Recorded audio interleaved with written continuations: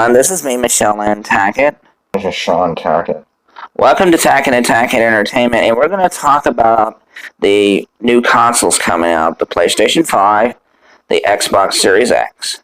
So let's get to it. First off, the reviews for the PlayStation 5 and Xbox Series X are coming in, and of course the media is preferring the PlayStation 5. That's not really a shocker because the media thinks Sony can do no wrong. The Xbox Series X, on the other hand, is getting good reviews, but some people are wondering if it's worth the upgrade or not, because you can play older games on the Xbox One or the Xbox Series X. It'll be upgraded, but people are wondering if it's worth the upgrade. So that's something, to keep in mind. And I think both systems will do well initially, but they have to fight the juggernaut of the Nintendo Switch. When you compare the PlayStation 5 and the Xbox Series X lineup to the Nintendo Switch, there's no competition. With Age of Calamity coming out soon, Mario 3D World just released, Pikmin 3 Deluxe, Animal Crossing, I could go on about the lineup of games for the Nintendo Switch. Do you think, Sean, a lot of people are going to hold off getting a Series X or a PlayStation 5? Well, no, I don't think so, because, there'll be people, because of the pandemic, people who have lost their jobs and everything. Well, that's what I'm saying. Do you think they'll hold off? I was being sarcastic. I was saying, they're going to go without food and starve to death. No, and as much as I prefer the Xbox Series X over the PlayStation, I just don't think neither one of them are going to. Now, the one thing that Microsoft does have on their side, though, they have the Series S, which is $299. And I see people going for that option. But the Sony machines, no. I mean, they'll have their rabid fan base who have the Donald Trump pockets and stuff to pay for that paperweight, as I think it is. But it seems like a paperweight. But no. To you. And besides, the games are going to be $70 now. $70. And how many exclusives are going to be on the PS5? Honestly, I don't know. I mean, on the PS5, because Spider-Man, that little game that it launched with, going to be on the PS4. Horizon Zero Dawn sequel, going to be on the PS4. Right. So why waste your money on the PS5 when, you're not really going to... Oh, and by the way, if you don't have a headphone set, get ready, because at launch, the PS5 will not do surround sound 3D sound. It won't do it. No, you have to have a headset. And both of them have storage issues. Like, they can fill up really quickly, And I know Nintendo, people got mad at the Switch, like, oh, it's only got 32 gigabytes, but the games didn't take up a lot of space. Right. You could put a few games at least on there. It's like, if you're wanting Call of Duty, you're going to be taking up half, almost a third or fourth of your, 1 terabyte ROM right there.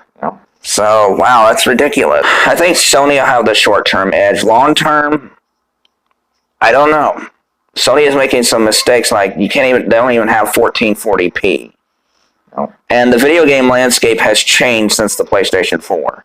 Nintendo is back in the good graces of hardcore gamers, and Microsoft, although the Series X may not be perfect, the fact is Microsoft does have it consumer-friendly. Yeah. They have the Xbox Game Pass.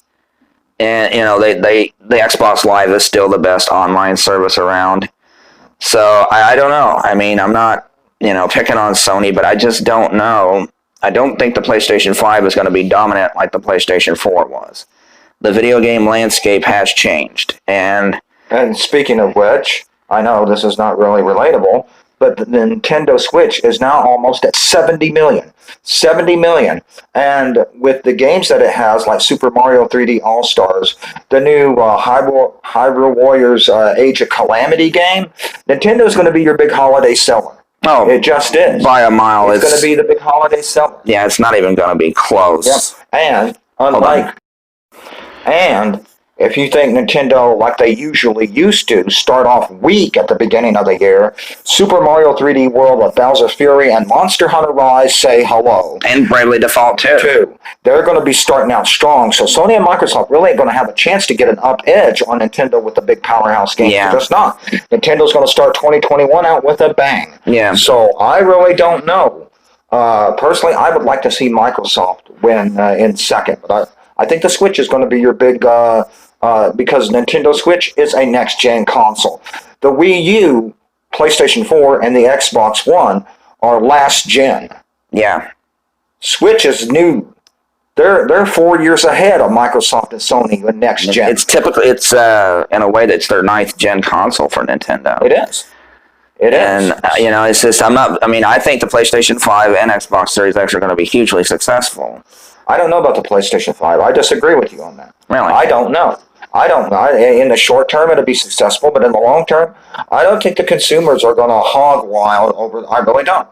If Microsoft plays their cards right, I think it's going to be Nintendo and Microsoft all the way. I do. Anything's possible because Microsoft, unlike last time, is getting off to a strong. And with Sony's censorship.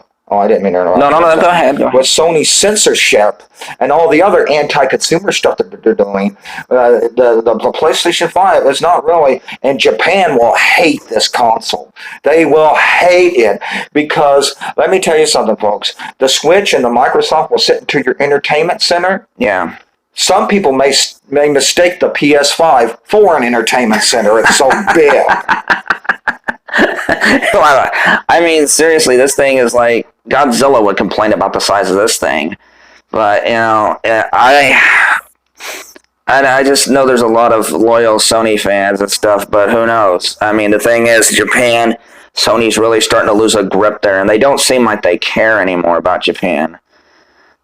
So I think by the end of the holidays, Nintendo will be near over about 78 to 80 million.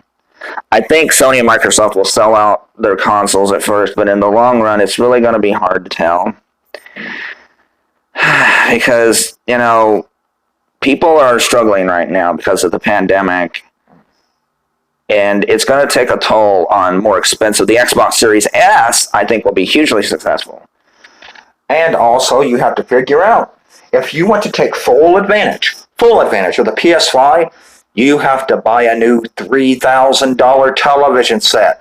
That's right, because if you don't have a 4K TV, the PlayStation 5 ain't going to look that pretty.